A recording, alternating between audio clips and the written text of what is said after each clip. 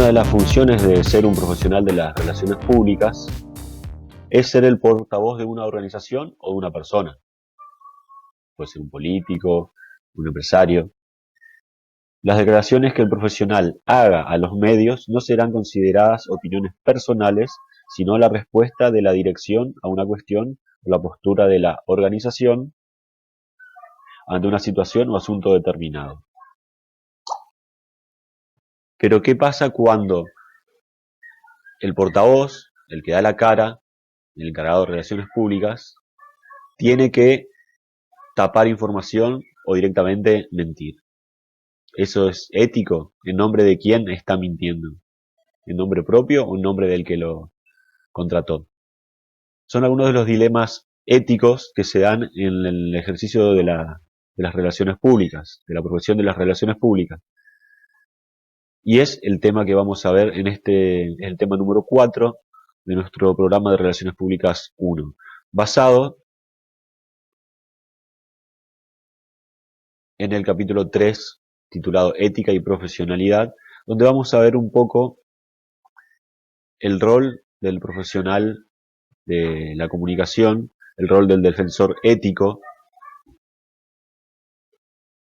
Vamos a apreciar el papel de las asociaciones profesionales también. En el texto, les aclaro, habla mucho de las asociaciones norteamericanas.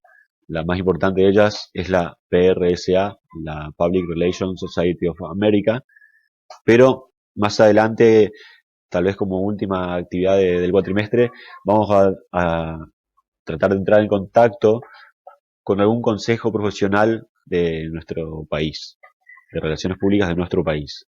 Así que eso vamos a dejarlo un poquito de lado en la clase de hoy. Sí, vamos a familiarizarnos no solamente con la ética, sino con el avance que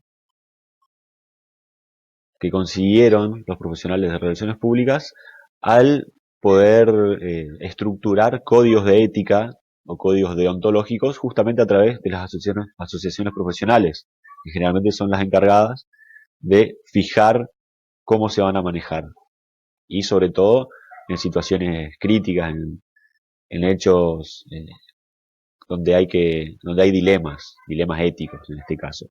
Vamos a definir las características de un profesional de las relaciones públicas para saber si habla por él mismo, si habla por el que lo contrata, si eso lo habilita a mentir, si en todo caso uno puede dar una opinión personal, aunque esté hablando en nombre de otro. Y esto abarca un poco en las relaciones también con varios aspectos de nuestra sociedad, con el periodismo y la comunicación, con la información financiera, por ejemplo, que es sensible cuando se la da, y también involucra muchas veces a personajes públicos, como tenemos para introducir un caso del gobernador de Carolina del Sur hace unos años, hace 11 años de esta historia que le estoy mostrando acá, salió publicada incluso en el diario Infobae justamente hace 11 años, el 1 de julio de 2009, con el título Una historia de amor.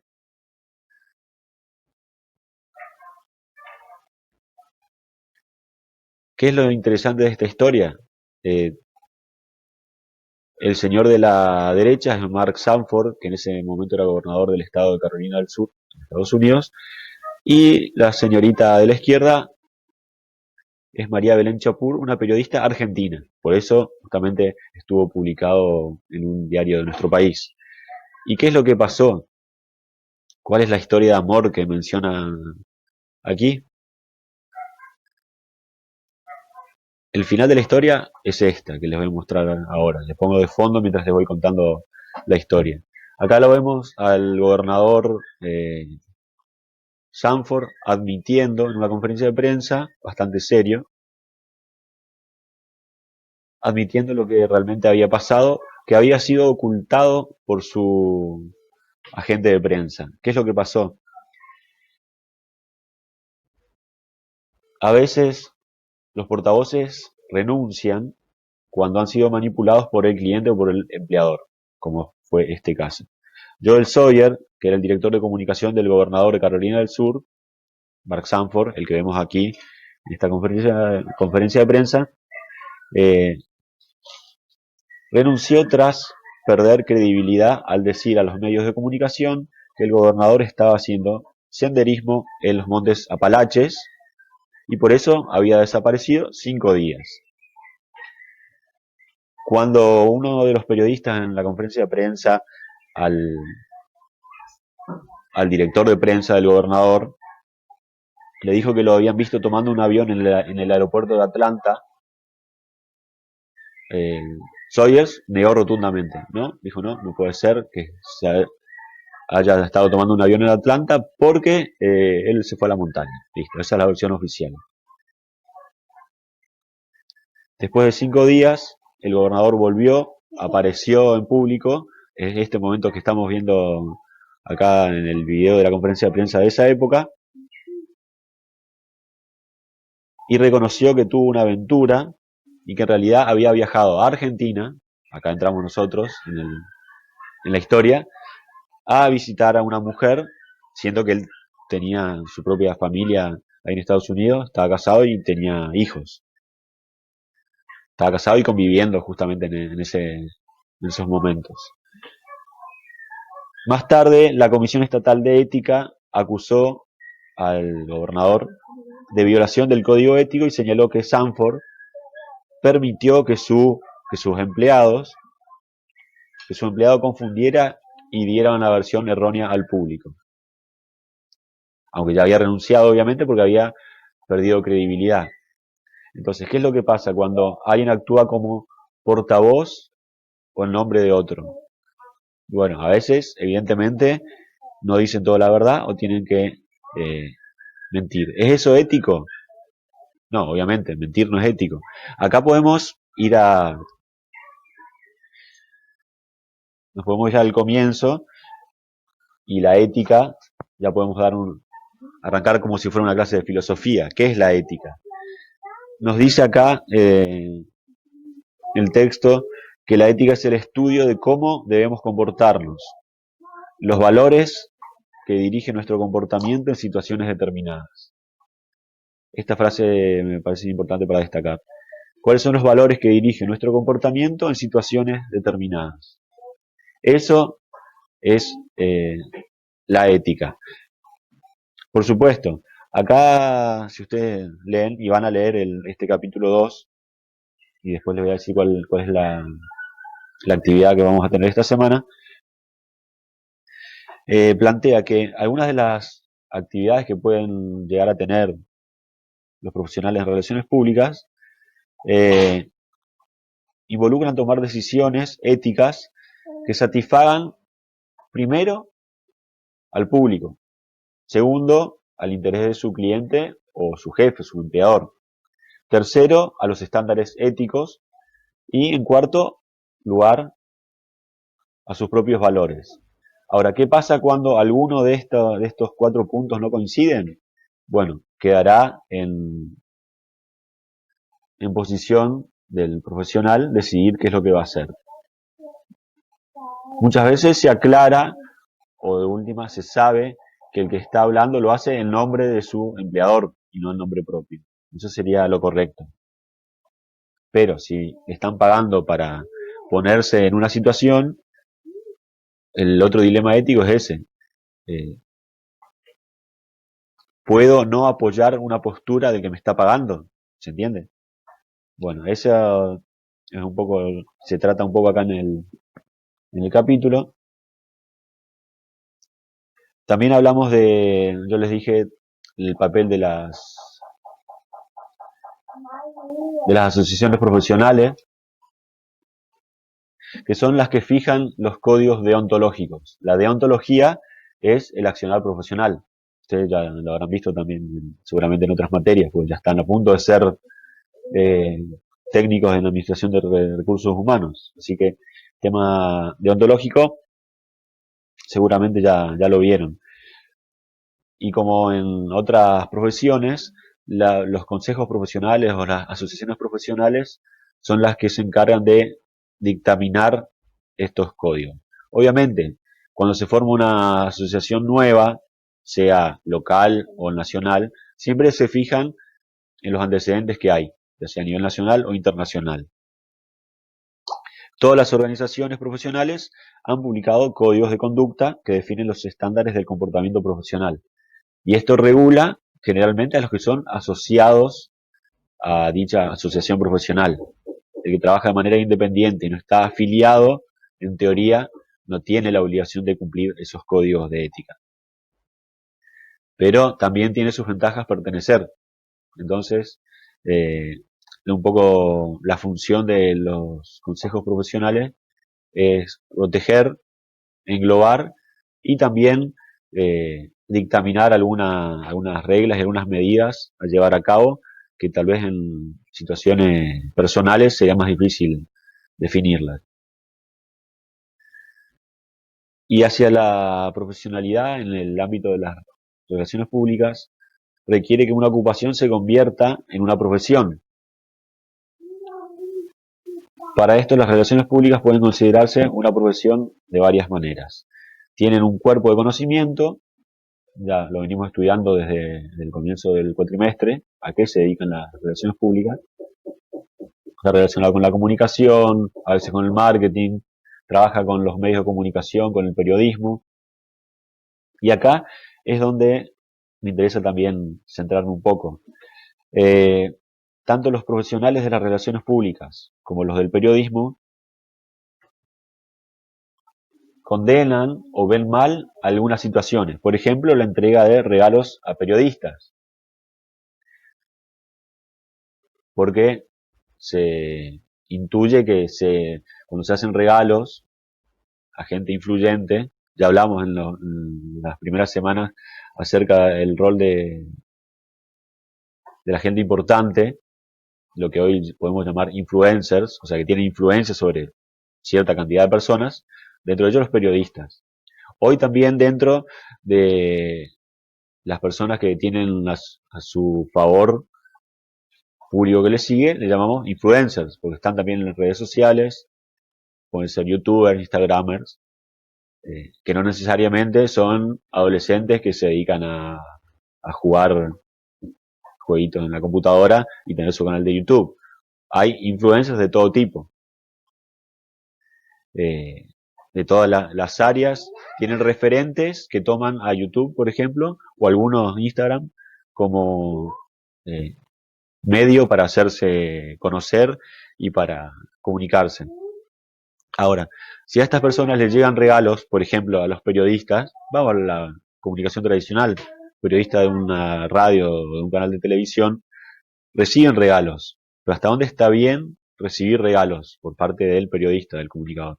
Y hasta dónde está bien por parte de una empresa, de un político o una institución enviar esos regalos, sabiendo que pueden ser tomados como presión por algo. Igualmente se lo hace en todo momento. Por ejemplo, en las fiestas se envían tarjetas, muchas veces los regalos empresariales, vamos a poner entre comillas regalos empresariales, no se los dan a cualquiera tampoco. Entonces, las empresas envían una caja con un champán, pero no a cualquiera, sino a personas que por ahí puedan tener influencia o puedan dar una imagen favorable. Esto es así. Hay ciertas fechas específicas donde también se aprovecha. Por ejemplo, a los periodistas en el Día del Periodismo también les llegan regalos, los invitan a comer asado, aunque sea unos sandwichitos, unas chipitas. Todo eso podemos tomarlo como parte de las relaciones públicas o del trabajo de las relaciones públicas, pero también se puede tomar como eh, presión por algo, por algún interés. Entonces, ¿está bien enviar regalos? ¿Está bien recibir regalos? Bueno, es otra de los dilemas éticos que se dan en la profesión. En realidad, en todas las profesiones que manejan la, las influencias. Y aquí en el texto es interesante, ya habla, por ejemplo, de los blogueros o bloggers, porque en la época que se publicó la última edición de este material, ya existían personas en Internet que se dedicaban a comentar, por ejemplo, no sé, cámaras de fotos o computadoras. Entonces, muchas de esas personas recibían equipos o regalos de parte de los fabricantes de estas tecnologías, ya sea cámara, computadoras, para que den su opinión. Obviamente, si te mandan de regalo una computadora de esa empresa, mal no vas a hablar. O por lo menos eso es lo que creen las empresas cuando hacen esos regalos. Ahora, tampoco le van a enviar una computadora que, bueno, hoy en día ya no podemos hablar de los precios porque es una locura. Una computadora de 200.000 pesos, vale lo mismo que un auto usado, se la vas a enviar de regalo a alguien que tiene 10 seguidores en Instagram, obviamente, sino a alguien que puede tener repercusión y grande. Entonces, el tema ético también acerca de los bloggers, hoy en día se da con se cambió, digamos, la B larga por la B corta. Los bloggers de hace 10 años tenían un blog, siguen existiendo los blogs, por si no sabían, pero hoy en día son más populares los blogs con B corta, o sea, los videoblogs o los canales de YouTube, con miles de seguidores y de vistas, apenas publican algo, los que tienen supuestamente mucha influencia. Bueno, hoy en día no está incluido en el texto, pero los podemos traducir nosotros. eh, la influencia que antes se tenía en los blogueros o en los periodistas especializados, hoy están en las redes, en YouTube y en Instagram específicamente. Y aquí tenemos un ejemplo, como para ir cerrando, de una persona importante también que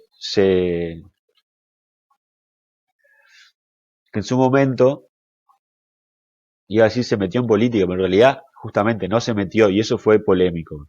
Entonces, esta es otra forma en cómo se utilizó, no a propósito, pero yo creo que sí hubo un cierto proceso de manipulación a una figura tan importante como Michael Jordan en los años 90, cuando surgió la